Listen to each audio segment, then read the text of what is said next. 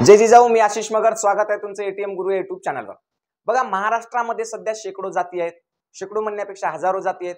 नुसत्या ओबीसीचा जर विचार केला आपण तर 360 जाती मंडल आयोगाने सांगितल्यात, त्याच्यापैकी 346 जाती सध्या ओबीसी मध्ये आहेत. मग ह्या जे जाती आहेत, ह्या वेगवेगळ्या जाती आणि पोटजाती तयार कशा झाल्या, आणि मुळात ह्या सगळ्या जाती ज्या आहेत त्या व्यवसायातून निर्माण झाल्या असं आपण म्हणतो. आणि व्यवसायातून निर्माण झाल्या असं सांगत असताना आपण काही उदाहरणे सांगतो. जसं आपण नाव घेतो कुंभार, म्हणजे कुंभ आणि आर. आर म्हणजे काय? अर म्हणजे करणारा किंवा तयार करणारा, म्हणजे कुंभार म्हणजे काय? कुंभ तयार करणारा कुंभार. शेतकरी, शेतकरी हा वर्ग जरी असला तरी ती एक प्रकारची जातच मानल्या जाते, शेतकरी जात आहे की नाही. शेती करणारा तो शेतकरी. सोनार, सोन्यापासून वस्तू तयार करणारा सोनार. असे वेगवेगळ्या व्यवसायानुसार जाती निर्माण झाल्या.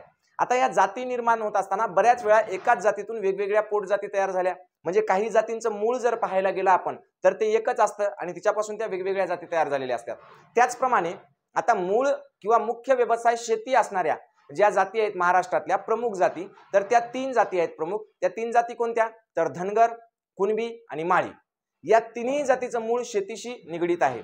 म्हणजेच जे लोक शेती करतात आणि शेतीसह वेगवेगळ्या पद्धती अवलंबतात आर्थिक म्हणजे कमवण्यासाठी किंवा पैसे कमवण्यासाठी, तर त्याच्यावरून त्यांच्या जाती निर्माण झालेल्या आहेत. जसं शेतीसह पशुपालन करणे. शेतीसह पशुपालन म्हणजेच काय? ज्यांच्याकडे शेती आहे आणि ते अधिकचं धन कमवण्यासाठी किंवा अधिकचे पैसे कमवण्यासाठी त्या शेतीसह शेळ्या किंवा मेंढ्यांचं पालन करतात, त्यांना आपण धनगर म्हणतो.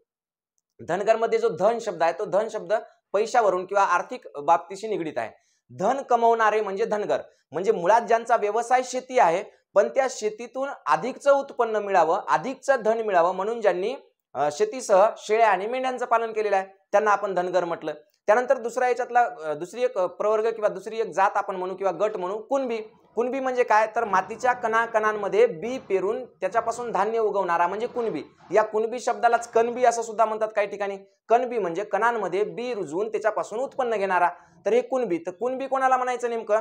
तर जी लोक जिरायती किंवा कोरडवाहू शेती करतात. जसं समजा विदर्भात असेल, विदर्भातल्या लोकांमध्ये सिंचनाचं प्रमाण नव्हतं सुरुवातीला. आता नद्या झाल्या किंवा कालवे झाले असतील, पण सुरुवातीला ती लोक जिरायती शेती करायची, कोरडवाहू शेती करायची. त्यानंतर खानदेशामध्ये जळगाव असेल, धुळे नंदुरबार असेल, इथे सुद्धा शेतकऱ्यांना कुणबीच म्हटलं जातं, कारण त्यांच्याकडे सुरुवातीला पाणी शेताला पाणी देण्यासाठी त्यांची सुविधा नव्हती.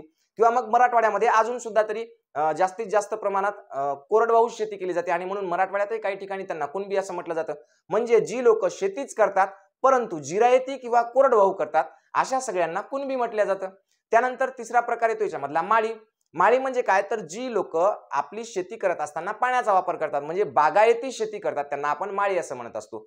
माळी हा शब्द म्हणजे निर्मिती कशी झाली? तर माळव या शब्दावरून झाली. माळव म्हणजे काय?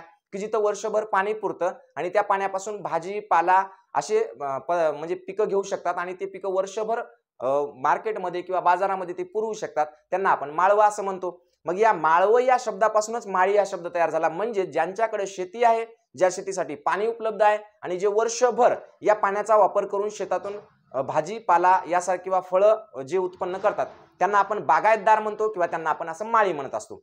तर मुळात धनगर, त्यानंतर माळी आणि कुणबी ह्या तिन्ही ज्या जाती आहेत, ह्या तिन्ही जाती शेतीशी निगडीत तयार झालेल्या आहेत किंवा शेतीपासून तयार झालेल्या आहेत. म्हणजेच ह्या 3 जातीचं मूळ एकच आहे, फक्त त्यांनी शेतीच्या बाबतीत किंवा शेतीच्या पद्धतीमध्ये ज्या ज्या पद्धती वापरल्या, जसं शेतीसह पशुपालन असेल तर धनगर, कोरडवाहू शेती असेल तर कुणबी आणि जर बागायती शेती असेल तर माळी, अशा प्रकारच्या 3 जाती ह्या एकाच जातीतून निर्माण झाल्या.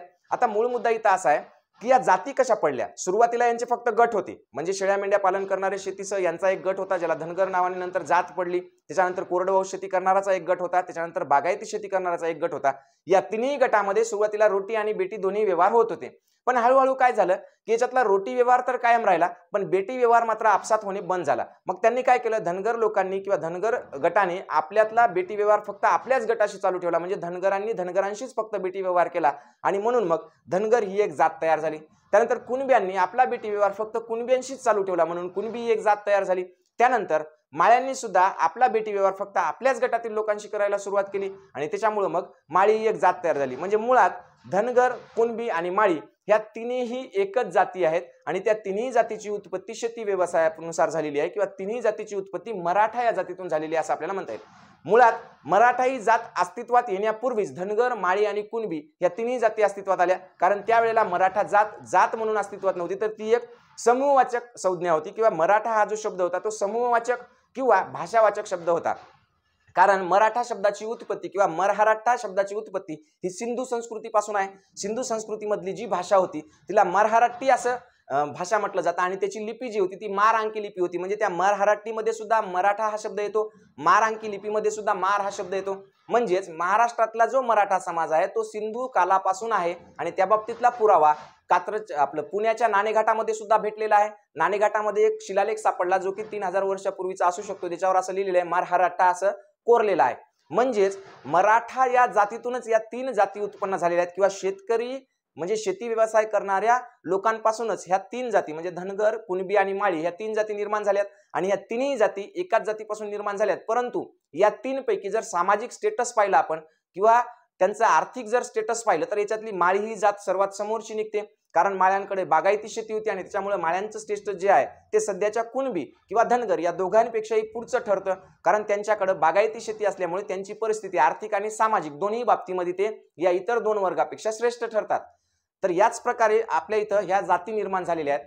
या जातींबाबतीत आणखी आपण पुढचा एक व्हिडिओ घेऊनच येणार आहोत की याच्यामध्ये सामाजिक किंवा आर्थिक स्टेटस कोणाचं चांगलं आहे आणि काय कशा पद्धतीने ह्या जाती नंतर पुढे गेलेल्या आहेत त्या बाबतीतली माहिती आपण पुढच्या व्हिडिओमध्ये घेणार आहोत. तुर्तास आपण थांबूयात.